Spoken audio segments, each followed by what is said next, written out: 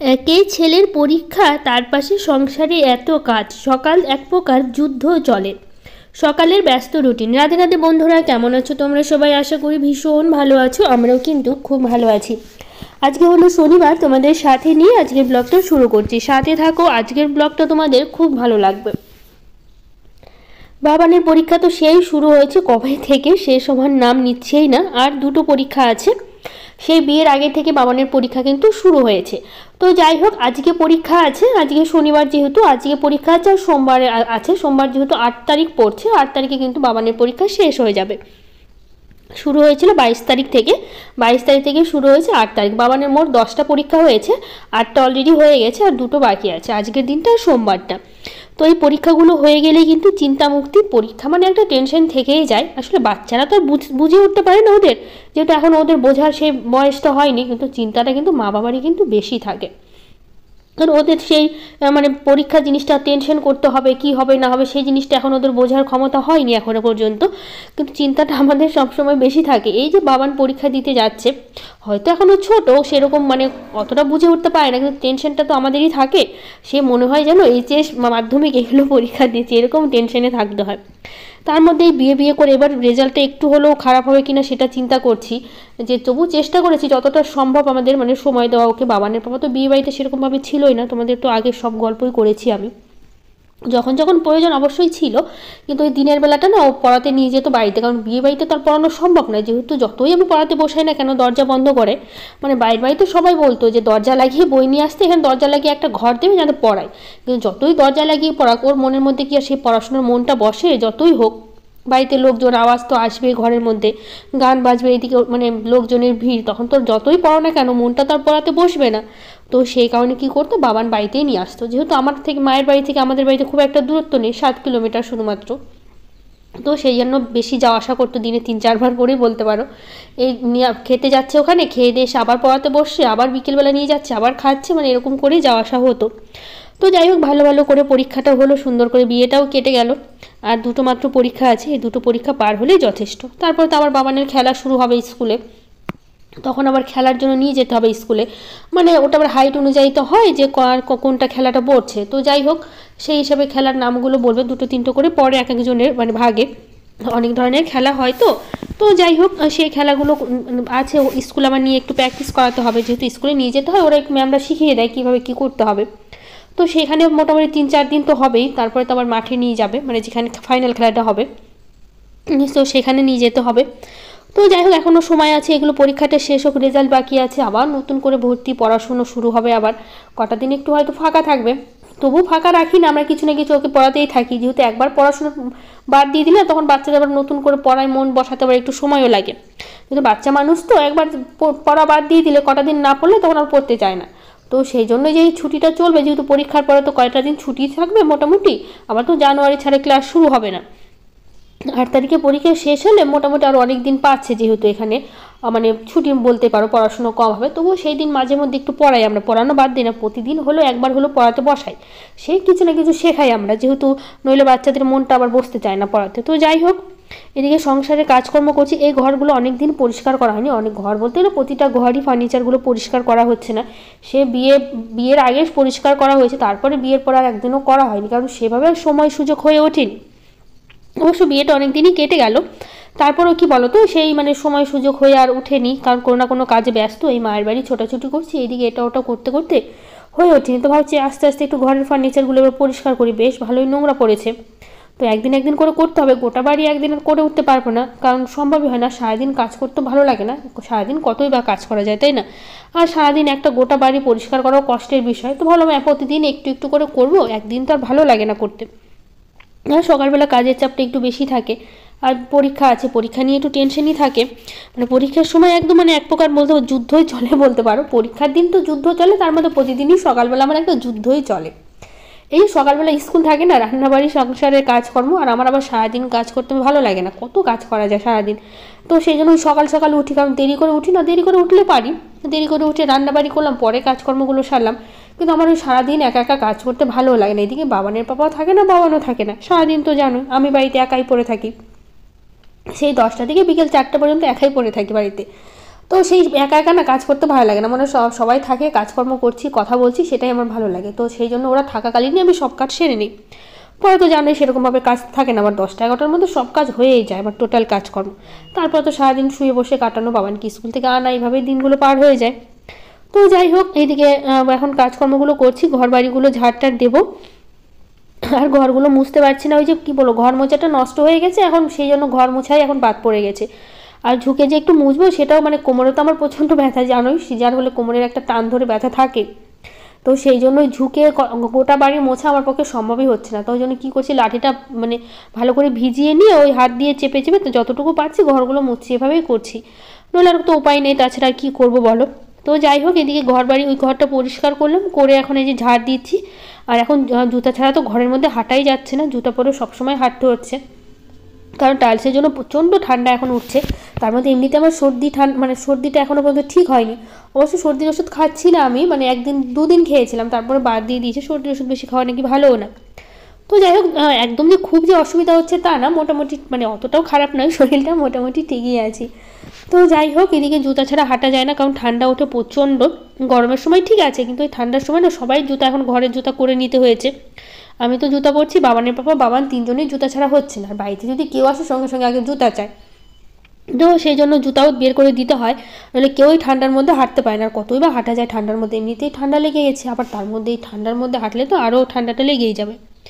তো এদিকে ঘর বাড়িগুলো ভালো করে ঝাড় দিলাম, সকালের বাসি কাজকর্মের সাথে সাথে ঘরও কিন্তু আমি পরিষ্কার করে নিলাম, একসাথেই কাজকর্মগুলো হয়ে গেল। তো এইদিকে সবটা করে আবার হচ্ছে পুজো দেবো, পুজো করে আবার রান্না বসাবো, যত তাড়াতাড়ি সম্ভব করতে হবে কাজকর্মগুলো। তো ঘর হয়ে গেল, আবার উঠানটা ঝাড় দিচ্ছি। তো এই যে ফুলের গাছের ওখানে পাতা বেশ ভালোই পড়ে থাকে, তো ওখানে পাতাগুলো ভালো করে ঝেড়ে নিলাম, 2-1টা বেশি পড়ে না, মানে হলুদ হলুদ যে পাতাগুলো হয়ে যায় সেগুলো তো ধীরে ধীরে ঝরেই পড়ে। তো সেই জন্য যখন পড়ে, আর গাছটা তো আরও নিচ থেকে অনেক ডাল ছিল, ওইদিকে ওই টগর ফুলের গাছটা, কিন্তু বাবার বাবা কী করেছে, নিচ থেকে সব ছেটে দিয়েছে, মানে কেটে দিয়েছে, মানে এত দিয়ে কী বা হবে এখন। আর তার মধ্যে এখন ঠান্ডাও পড়ে গেছে, অত ফুলও হচ্ছে না, আর তার মধ্যে নিচের গাছগুলো হচ্ছে না, অনেকটা ছায়া পড়ে যাচ্ছে। তো সেই জন্য বাবানের বাবা কী করেছে, নিচের যত ডাল ছিল সব কেটে একদম গাছটাকে মানে শুধু ওপরের দিকটাই রেখেছে, নিচে সব ফাঁকা করে দিয়েছে। তো এই যে সকাল সকাল কাজকর্মগুলো করছি, এখনও কিন্তু রোদ কিন্তু সেরকম উঠেইনি, কারণ এখন শীতের সময় রোদটা একটু দেরি করে উঠে, আর এত সকালবেলা তো রোদ উঠবেই না, তার জন্য খুব সকাল সকাল যেহেতু উঠি কাজকর্মগুলো করতে, নইলে হয় না, কাজকর্ম দেরি হয়ে যায় প্রচণ্ড। তো সেই জন্য সকাল সকাল উঠারই চেষ্টা করছি। তো যাই হোক, এদিকে সব কিছু হয়ে গেল, ঘর ঝাড় দিলাম, এখন উঠানটাও ঝাড় দেওয়া হয়ে গেছে, চলো এবার স্নান করবো, স্নান করে যাব পুজো দিতে। এই যে স্নান করে চলে এসেছি ঠাকুর ঘরে, এখন ঠাকুরকে পুজো দেবো। এদিকে ফুল তুলে নিয়ে এসেছি, আজকে শুধুমাত্র কয়েকটা গাঁদা ফুল তুলেছি, কারণ হচ্ছে জবা ফুলগুলো সেরকম ফোটেনি, আজকে ঠান্ডা পড়ে গেছে, তো এখন এই সময় তো ফুল ফুটতে চায় না, 2-1টা করে ফোটে, কয়েকদিন আবার ভালোই 4-5টা করে ফুটে। তো যাই হোক, যেদিন যেরকম ফোটে নিয়ে আসি, আজকে দেখছি গাছে 1-2 ফুটে আছে, তো ভাবলাম গাছের সেই ওপরের দিকে ফুটেছে, আবার ডালগুলো টেনে টেনে আনে তুলতে হবে, থাক হাতের কাছে যেহেতু গাঁদা ফুলগুলো পাচ্ছি সেগুলো দিয়ে পুজো দিই। আগে কত গাঁদা ফুল দিয়ে পুজো দিতে পেরেছি, এবার গাছে যেহেতু মানে গাছগুলো ঠিক মতো হলো না, আর ফুল কোথায় পাবো বলো, যেরকম ফুল সেরকমভাবে পুজো দিতে হচ্ছে। এই যে ঠাকুরকে দেখো একটা একটা করে ফুল দিচ্ছে, আগে কত ফুল ঠাকুরকে ভরিয়ে দিতাম ফুলগুলো দিয়ে, ভালোও লাগতো, বেশি ফুল না হলে না ভালোও লাগে না, কিন্তু কিছু উপায় নেই এখন, আর দেখি যতদিন যায়, নইলে আবার কিনে এনে পুজো দিতে হবে। এখন যেহেতু চলছে আর কিনছি না ফুলগুলো, নইলে যখন থাকবে না তখন তো গাঁদা ফুলগুলো কিনতে পাওয়া যায়, যেহেতু ওগুলো কিনে নিয়ে আসতে হবে গাজল থেকে, ওগুলো কিনে এনে পুজো দিতে হবে, তাছাড়া কোনো উপায় নেই। তো এদিকে পুজো শেষ করে চলে আসলাম এখন এই যে তুলসী মন্দিরে, তুলসী গাছে জল দিতে, এটা তো প্রতিদিনই আমি দিই। আর তুলসী গাছের পাতাগুলো বেশ অনেক ঝরে পড়েছে, দেখো ডালগুলো অনেকটা শুকিয়ে শুকিয়ে যাচ্ছে, আবার নতুন করে পাতা হচ্ছে, এভাবেই চলে। তো যাই হোক, এদিকে চলে আসলাম এখন রান্নাঘরে আজকে রান্না করবো, যেহেতু আজকে শনিবার করে তো নিরামিষ খাওয়া হয়, তো আজকে নিরামিষই রান্নাবাড়ি করব। তো ডাল করব, পাঁপড় ভাজা করব, আর সিম চচ্চড়ি করব, মানে সর্ষে বাটা দিয়ে চচ্চড়ি করব। তো সিমগুলো প্রথমে কেটে নিচ্ছি, এগুলো বৃহস্পতিবার দিন এনেছিল বাবানের বাবা হাট থেকে, তো বৃহস্পতিবার করে যেহেতু আমাদের এখানে বেশ বড় হাট বসে, তো সেই জন্য বেশ অনেক বাজার বৃহস্পতিবার হাট থেকে করে, নইলে আমাদের বাড়ির কাছে 2 দিন হাট বসে, একটা বুধবার দিন, একটা মানে বুধবার দিন আর একটা রবিবার দিন, 2 দিন হাট বসে বাড়ির কাছে একদম, মানে 2-3 মিনিট লাগে যেতে। তো ওখান থেকেই বাজার করে, আর নিলে গাজলে তো এমনি বাবানের পর রোজ যেতে হয় গাজলে, যেহেতু গাজলে তো প্রতিদিন বাজার বসে সকালবেলা করে, সকাল বিকেল 2 টাইমই বাজার বসে আমাদের এখানে গাজলে। তো হচ্ছে বাবানের বাবা তো স্কুলে যায় আসে, তখন যেটা প্রয়োজন আসার সময় নিয়ে চলে আসে, তো সেরকম অসুবিধা হয় না। তো বাবানের বাবা বললো যে ডাল করতে, অরহর ডাল করতে, তো সেই জন্য অরহর ডাল তো প্রেশার ছাড়া হবে না, তো এদিকে ভাতটা বসিয়ে দিয়েছি, আর এই যে প্রেশারে হচ্ছে ডালটা বসিয়ে দিলাম। তো এদিকে ডালটা হোক, আর এদিকে হচ্ছে আমি মানে পাঁপড়টা ভেজে নিয়ে যদি একবারে করে নেব, পাঁপড়টা ভেজে নেবো। তো যেহেতু সাদা তেল ছিল না, সর্ষের তেলেই পাঁপড়টা ভাজতে হচ্ছে, নাহলে আমি ভাজা জিনিসটা একটু সাদা তেলেই করি, সর্ষের তেলে সেরকম করি না, যেহেতু সাদা তেলটা আবার শেষ হয়ে গেছে, সর্ষের তেল আছে। তো ভাবলাম পাঁপড়টা ভেজে নিই, তাহলে এই কড়াইতে ডালটা হচ্ছে ফোড়ন দিয়ে দেবো, তাহলে হয়ে যাবে একবারেই। তাহলে আর মানে পরে আবার সেই মানে কড়াইটা মেজে রেখে দিতে পারবো। তো সেই জন্য নইলে আবার শিম চচ্চড়ি করে আবার পাঁপড় ভাজতে গেলে তখন কড়াইটা পরিষ্কার করে আবার কড়াইতে তেল থেকে যাবে। তো ভাবলাম তাহলে আগে পাঁপড়টা করে তুলে নিই, তাহলে ভালো হবে। তো এই যে আদা জিরা লঙ্কা ভালো করে ফোড়ন দিয়ে তারপরে যে আদাটাও দিয়েছি আমি, ডালে একটু আদা দিলে ভালো লাগে, মানে এই মটর ডাল, ছোলার ডাল, অরহর ডাল, কলাই ডাল, এগুলো তারপরে হচ্ছে এগুলো ডালে হচ্ছে আমি আদা দিই, কিন্তু মুসুর ডালে আমি দিই না।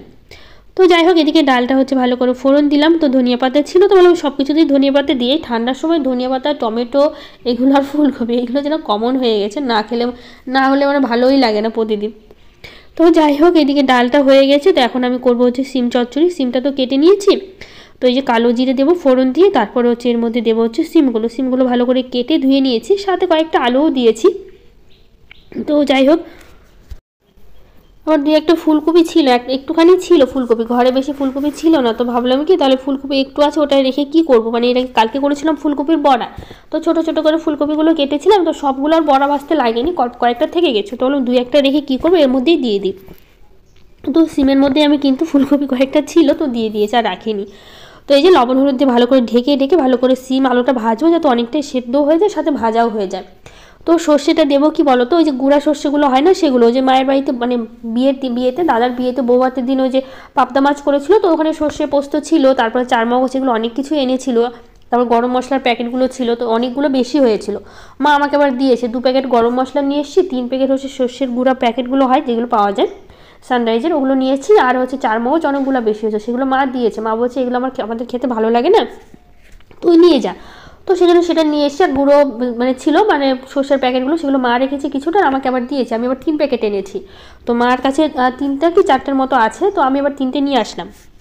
তো সেগুলো দিয়ে আজকে করলাম। আপাতত যেহেতু গুঁড়া আছে আর কি বাটবো, তো সেই জন্য আর বাটিনি, ওটা দিয়ে হচ্ছে সর্ষের গুঁড়া দিয়ে হচ্ছে করা হলো। তো যাই হোক, এদিকে হচ্ছে বাসনগুলো মাজছি, আর বাবান এখানে এসে কি রান্না হয়েছে সেটা দেখার জন্য। ওর এই ডাল পছন্দ, কিন্তু সবজির কথা শুনলে পছন্দ হয় না। তো আগে প্রথমে দেখে আমাকে জিজ্ঞেস করছে যে কী রান্না করেছে। ওই জন্য যখনই বললাম যে পাঁপড় ভেজেছি, ওর ব্যাস আর কিছু প্রয়োজন নেই, ও ভীষণ খুশি হয়ে গেছে যে থাক পাঁপড় তো ভেজেছে। তো সেই জন্য বলছে তাহলে অসুবিধা নেই। বললাম ডাল করেছি, আর প্রথমে বললাম যে সিম চচ্চড়ি সবজি করেছি। তোর খারাপ লেগেছে, বলছে আমি কি দিয়ে খাবো, আমার জন্য কি করলে। আমি বললাম যে পাঁপড় ভেজেছি, তখন ও খুব খুশি হয়ে গেছে যে না থাক পাঁপড় তো ভেজেছে। ডালের সাথেও পাঁপড় ভাজা, আলু ভাজা, ডিম অমলেট এগুলো খেতে ভীষণ পছন্দ করে, মানে ডাল হলে ওর কোনো অসুবিধা হয় না, ডালও প্রতিদিন দিলেই খাবে, সাথে একটু ভাজা টাজা লাগবে, তাহলে ও খুশি হয়ে যায়, আর কিছু প্রয়োজন পড়ে না। তো যেই পাঁপড়ের কথা শুনেছে অমনি খুশি হয়ে গেছে। তো যাই হোক, এদিকে রান্নাবাড়ি সবটা শেষ করলাম, করে নিয়ে তারপরে হচ্ছে বাবানের পাপাকে আমি খেতে দিলাম, যেহেতু টাইম হয়ে গেছে, বাবানের পাপা স্কুলে যাবে। এদিকে আবার কাজকর্ম না তাড়াতাড়ি না আসলে বাবানকে ওই স্কুল থেকে আনতে যেতে হবে, যেহেতু বাবানের 12:30টার মধ্যে পরীক্ষা শেষ হয়ে যাবে, ওকে 12টার মধ্যে আবার বেরোতে হবে। তো যেহেতু এখন 50-এর মধ্যে পরীক্ষা হচ্ছে, তো সেই জন্য 12:30টায় ছুটি হয়ে যাচ্ছে, যেগুলো 100-এর মধ্যে ছিল সেগুলো 1:30টার দিকে ছুটি হতো। তো বাবানকে আনতে যাবো, এইদিকে বিছানাটা গোছাতে পারিনি, আমি সকালবেলা উঠে বিছানাটা গোছাবো, বাবান দেখি ঘুমিয়ে আছে, সাথে হচ্ছে বাবানের পাপাও ঘুমিয়েছিল, ওরা উঠেনি। আবার মানে এইদিকে স্নান করে মানে কাজ সেরে আস্তে আস্তে আবার এদিকে বাবানের পাপা ওরা উঠে হাত মুখ ধুয়ে আবার পড়তেও বসে গেছে। এদিকে শীতের দিন তো বুঝোই, ব্ল্যাঙ্কেট একটু গায়ে জড়িয়ে নিয়ে হাত পা ভালো করে ঢেকে নিলে আরামও লাগে, গরমও লাগে, ভালো লাগে। তো ওরা আর বিছানা ছাড়েনি, ওরা বসেই ছিল, সেই যে পড়া থেকে উঠলো, ওদের আমি খেতে দিলাম। তো ভাবলাম এই ফাঁকে এখন বিছানাটা গুছিয়ে নিই, তারপরে আর সময় হয়ে উঠবে না, স্নান পুজো হয়ে গেছে, মানে এই কাজকর্মগুলো সারবো, আবার বাবানকে আনতে যাবো। মানে বাবানের বাবা যাওয়ার, যেহেতু বাবানের বাবা 10:30টার দিকে বেরোবেন, আমাকে আবার 12টার দিকে বেরোতে হবে, এইটুকু টাইমের মধ্যে বলতে পারো 1.5 ঘন্টা পরে আমাকে আবার বেরোতে হবে। তো বাবানের বাবাকে বলে অনেক সময় যে তুমি চলো, 12:30টার ছুটি হচ্ছে, আমার সাথেই চলো, ওখানে বসে থাকবো। বলছে থাক, কতক্ষণ কি বসে থাকবো, আমি একটু পরে যাবো, তুমি যাও, এদিকে কাজকর্মগুলো হবে, বলে বেশি দৌড়াদৌড়ি লেগে যায় না, সেই জন্য। তো যাই হোক, এদিকে কাজকর্মগুলো করি, আর কিছু দিদিভাইদের কমেন্টগুলো পড়ে নিই। লোটাস দিদিভাই বলেছে, আপু ভাইয়ার সাথে আরও অনেক অনেক বছর একসাথে থাকো, দোয়া করি। থ্যাংক ইউ দিদিভাই, অনেক ভালোবাসা তোমাকে। আর রুম্পা দিদিভাই বলেছে, তোমার ভিডিও আজ ফার্স্ট টাইম দেখলাম, খুব ভালো লাগলো। থ্যাংক ইউ দিদিভাই, তোমাকে অনেক ভালোবাসা। রিয়া দত্ত দিদিভাই বলেছে, প্রিয়াঙ্কা আমি রিয়া আগরতলা থেকে বলছি, শিবলিঙ্গে কখনো সিঁদুর দিবে না। আচ্ছা দিদিভাই, আমি জানতাম না, বলার জন্য তোমাকে অনেক অনেক ধন্যবাদ, অনেক ভালোবাসা। আগের দিন ব্লগে আরও কিছু দিদিভাইরা কমেন্ট করেছে, অর্চনা হালদার, চন্দ্রমল্লিকা পাল, রূপালী নাথ,